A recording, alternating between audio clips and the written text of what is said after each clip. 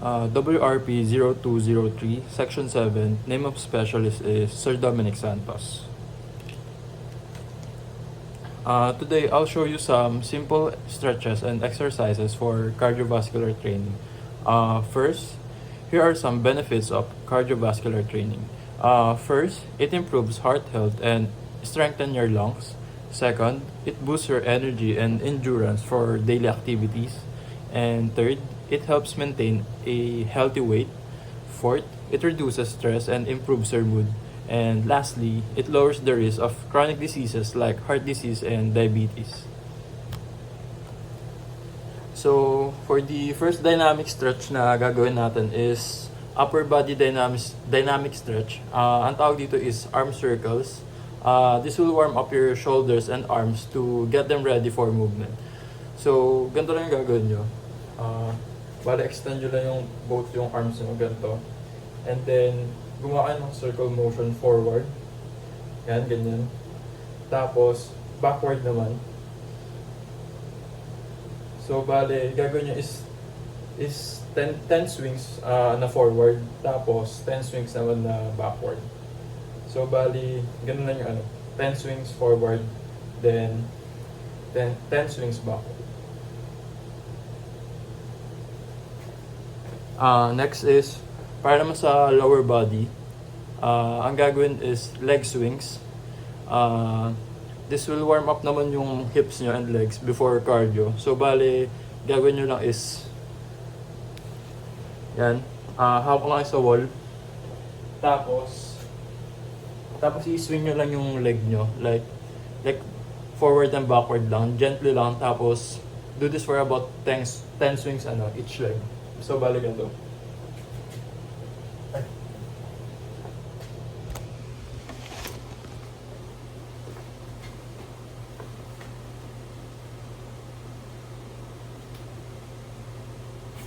So balik ganyan. Ganyang swing.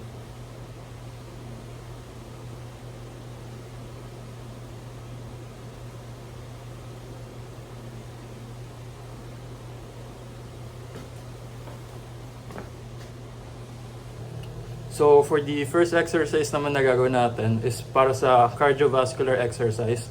Ang first naman na gagawin natin is marching in place ang tawag. This is a simple way to raise your heart rate. Ganito lang yung gagawin nyo. Bale, lilift nyo lang yung knees nyo. Tapos yung other hand naman is iswing nyo lang din, like pataas. Tapos alternate lang. Like ganyan. Yan, ganyan. So, bali, 3 sets siya for 30 seconds. Like, paulit-ulit lang na ganito. Alternate. Tapos mabilis. Yan, ganyan kabilis. Yan, ganyan. So, next naman is jumping jacks.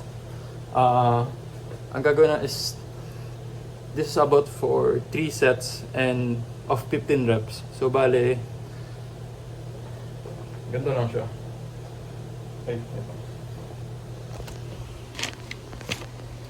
So, bali 3 sets siya.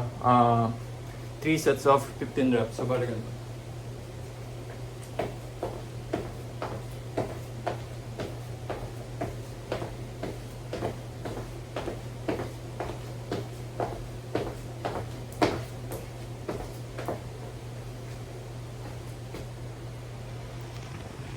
Yan, bali, tatalon lang kayo and yung arms is overhead, then paulit-ulit lang. So, for the next exercise naman is side steps. So, bali, ganito siya. Bali, bebend nyo lang yung knees nyo, tapos like, magana, like side lang ang gagalaw. Like, ganyan lang. Tapos, kabilaan lang siya. So, do this for about 3 sets of 30 seconds. Yan, ganyan. Tapos nakahawak, tapos naka-bend yung knees nyo. Tapos nakaganyan lang.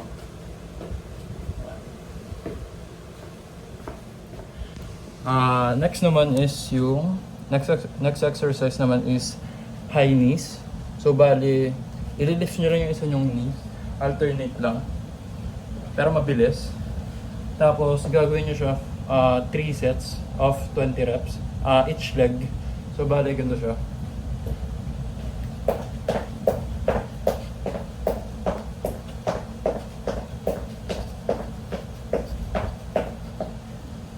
Yan, ganyan. So bale ganun siya kabilis. Tapos salitan each leg. So bale 3 sets siya and then 20 reps. So, next naman, ang gagawin naman natin is static stretches. First muna is upper body static stretch. Ang gagawin natin is tricep stretch. This stretch, gagawin nyo is sa likod ng arms nyo. Like ganito siya gagawin. I-raise nyo lang yung inyong kamay.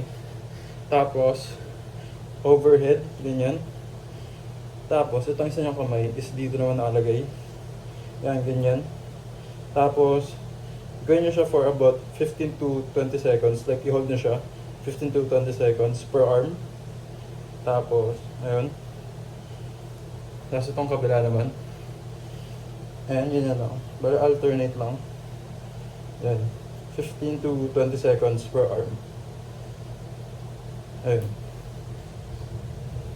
So, next naman is lower body static stretch. Ang gagawin naman natin is seated hamstring stretch. So, bale, upo kayo sa floor. Tapos, extend nyo yung isa nyong leg. Tapos, tatry nyo abutan yung toes nyo. Like, kabilaan, switch legs. Like, ganito siya. Gagawin nyo siya for 15 to 20 seconds per leg rin. Like, katulad lang din sa una. So, bale, 15 to 20 seconds lang per leg. Like, ganito siya.